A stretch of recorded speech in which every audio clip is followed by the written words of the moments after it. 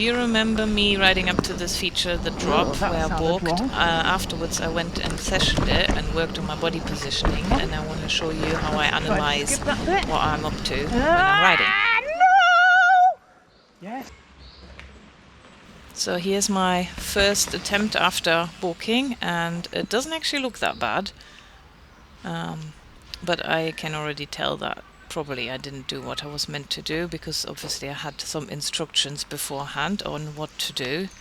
Multitasking is not my strong suit. Just push the front down, looks fine. But it wasn't anything that you wanted, was it? Go faster next time, don't push down. Just keep yourself neutral as you go over the edge. Mommy. So here's a next attempt. Again, it doesn't look so bad, but then as you watch me coming in, I'm pedaling. My chest is fairly far back. I'm kind of looking ahead, but then I'm getting scared. You can see that I'm already starting to move back. You can see the arms straightening and the hips moving back, and well, Matthew says I'm pushing the bike, but actually I feel like it's pulling me, and I'm resisting, well, basically going with the bike. And then usually I find my attack position again straight after, which is great, but obviously the butt was way too close to the wheel. Scary. Next attempt. Pedaling like crazy, gears too low. It's a little bit better, but it's actually similar. I just taken a different line straight through the bush to try and straighten myself up here. And then I feel like I need more speed, because Matthew said more speed's better, helps you. And then I'm looking, probably my face is a bit blurry, but it looks scared. I'm actually moving my chest back this time much earlier. Look at the arms are nearly straight already before I'm even anywhere near the edge. So you can see that is very close butt buzz there. And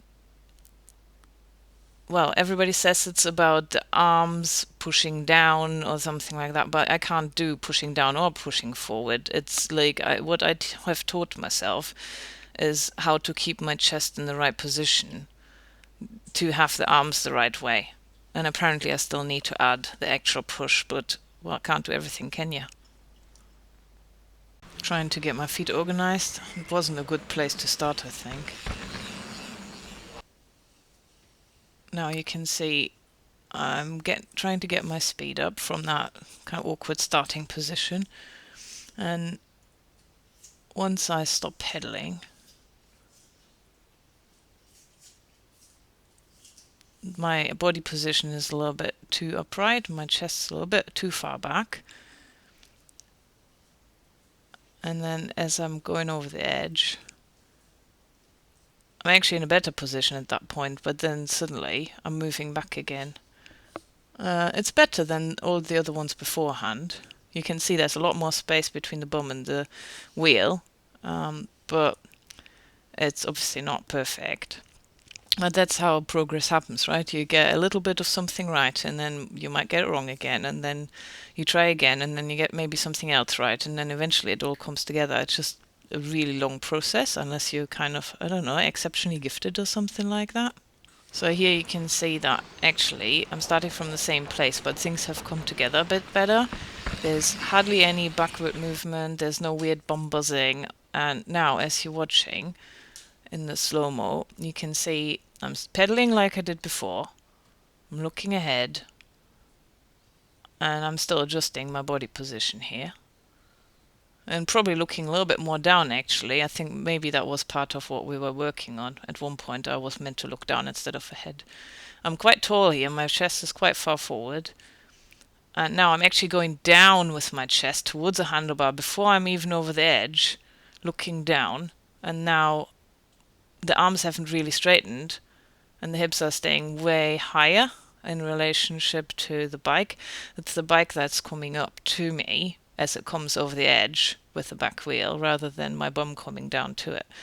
That was quite a good one. I think at the time I was quite pleased with that, because obviously I'd done loads and loads of runs, and when it finally comes together, it feels very satisfying. I'm sure you know if you've been practicing anything yourself for multiple repetitions. So same position to start with, and now you can see I was already over the handlebar with my chest in that low position. You can see it here in the run-up better in the slow-mo. The actual start is better, so I've done what I did in the previous one, but sooner, before I got anywhere near the stone. Quite crouchy already, which is good. And then when I'm getting over the edge, you can see that suddenly I'm basically moving backward, probably got scared or something like that. Still low, still low, still low, and now watch the space between the handlebar as the bike basically folds over the edge and my chest stays up at the top, and then I get pulled over the edge by the bike, and that's how I then have to move my hips back to try and kind of not basically tumble. So the most important bit, really, what I feel I need to work on, or anybody needs to work on, is how to be in relationship to the bike throughout what you're doing. So this is a straight on next one, and it's great start again. Same body position that I then kind of got organized, that I felt was suitable. And it's all great, and then at the end, just when it's nearly over, everything goes wrong again. So you can see I'm forward, I've got this little mud guard that's got eyes on it, so I'm trying to keep my chin guard over the eyes in front on that mud guard. And here it's still great. I'm still low. I'm pushing down, I suppose, or I'm keeping my chest in the right position, but then suddenly I'm like, oh my god, I'm going backwards, so I'm reversing like crazy because maybe it feels wrong or it looks wrong, this coming down. That drop actually has a slope to land on. It's not a too flat drop, which is kind of great, as we will find out when I do the real one. Right, next take. This time let's look at the hip position. So there where the zipper pocket is on my pants, keep an eye on that in relation to the bottom bracket as we're coming around. So the chest position is the same. We've already established in the last two tries that I kind of got that down now. And now it's about what's happening at the hip. And I did the same thing on the other ones at one point as well, but here let's just focus on that point. So look at where the zipper is on the side in the relation to the bottom bracket when I'm coming down over the edge after the front wheel has come down. So the chest relation to the front stays okay. Now look at the hip pocket and the bottom bracket.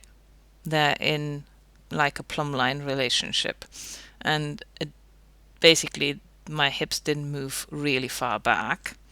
It does sometimes look like you're moving back because the wheel obviously is coming up when it goes over the edge while you're already kind of down. So you need to kind of try to separate that when you're viewing yourself back. Right, so I'm coming in from somewhere else now, and you can see I'm going over this hump, and this is actually a different drop, and the drop's a little bit slopey down, and it's not as high as the previous one. So the run-up's a little bit jostly. Unfortunately, the footage is a bit frizzy because it was quite dark at the time, and I think the GoPro just didn't get on with the setting that it was doing. Now, obviously, I'm doing the same practice as before with the body positioning, but on a different obstacle. You can see I'm going way back. If you were able to see my pocket, the pocket is nearly over the gear set. So that one didn't work very well, but the idea what I was trying to do was I was trying to go faster, and I was trying to get both wheels off the ground basically, so that instead of just roll dropping it, I was dropping it, which didn't work.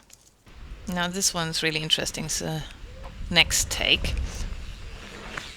it looks right on fast. Let's have a look at what happens when we're going slow. Why I picked that particular drop is because I thought it was less scary, because it was less high, to try and do that taking off business.